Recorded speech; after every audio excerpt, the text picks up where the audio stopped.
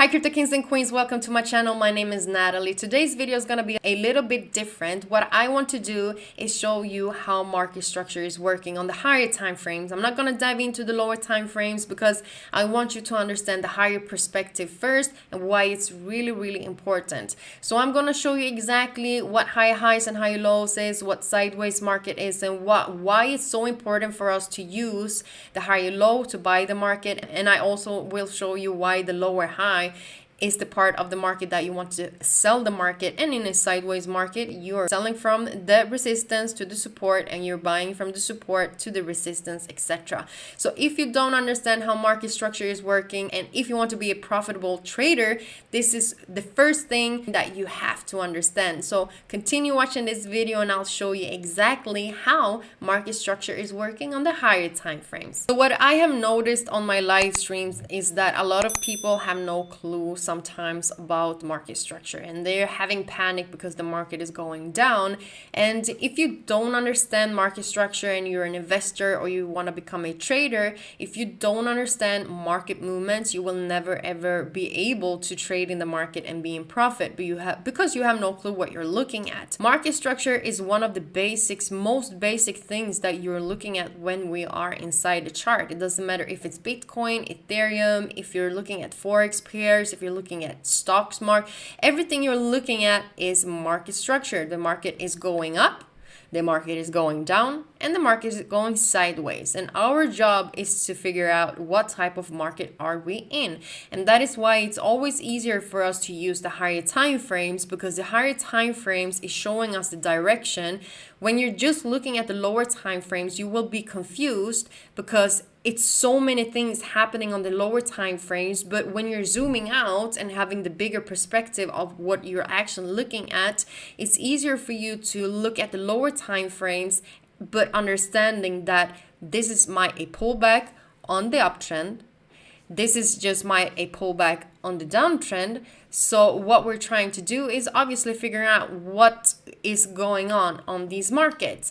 And you also have the market going sideways. Market goes up, market goes down. In between that, the market goes sideways. And in a sideways market, also called consolidation, what market is doing is that it's bouncing from support and to the resistance a couple of times. And if you don't understand that you are in a sideways market, it's super easy for you to get faked out. Most of the times when people are losing their money is because they don't understand that they are in a sideways market. And if you're buying the market from the low and you're having your take profit too high up, the market comes up to the resistance, then go back down to the support. Or if you're selling the market at the resistance and you're having your take profit too far away from the support, market comes back inside and then it goes up to the resistance again. When we are in a uptrend, we obviously want to buy the market. And what do we want to do? We want to buy the market at the higher low, higher low, higher low.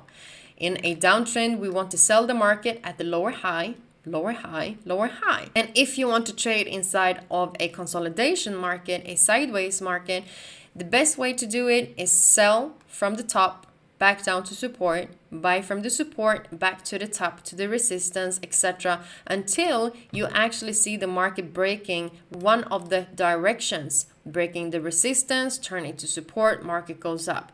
Market breaks the support, turn it into a new resistance, market goes back down. So this is the first thing that is very important before we're going into the market, is to recognize what type of market am I in right now. So I'm using Bitcoin's chart right now on the daily. I'm not going to go into the lower time frames because it's going to be too complicated. And this is for beginners, or if you don't understand market structures, and obviously that you are a beginner at that point. But looking at the daily, this is just so simple. Going back to what I was looking at on the weekly chart, you can obviously see that this is clear market structure. You have the high, you have the higher low. When you are going to the real chart, it's obviously not going to be that simple. And that is why we're using different tools to figure out where can the higher low be, because I want to buy the market, I want to sell the market.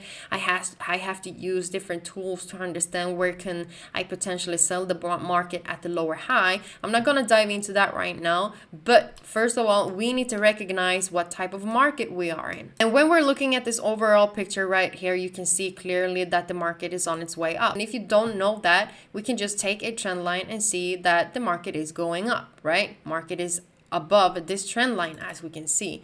We're taking that one away and we are zooming into this high high and high low market. And this is the thing. So market created a high high, market came back down, created a what? A higher low. Creates a higher high because the market is higher than the previous high high. Market comes back down, creates a higher low because it's higher than the previous higher low, etc, etc, etc. And this is the thing, guys, as you can see right here, we did create another high, but we never broke this previous high. So this could be a sideways market if we're going down to the lower time frames. But this is the thing. So market is never perfect, but that is why we always have to figure out what type of market we are in. And if you want to understand a uptrend, the market has to maintain the higher lows, the support trend line, as you can see right here. When we're breaking the higher low, that's when the market is breaking the trend. The market is breaking market structure, and then we are using the trend line to see, okay, we're still below the resistance trend line. So this is what happens. So market created a higher high. And remember when I said for us to be in a uptrend, the market needs to create higher lows. What happened? Market broke the previous higher low, came back down, created a lower low because what? The market is lower than the previous higher low. Market comes up, creates a lower high. And this is actually when the market is confirming that the market is not in a uptrend anymore. The market never had the power to break this higher high.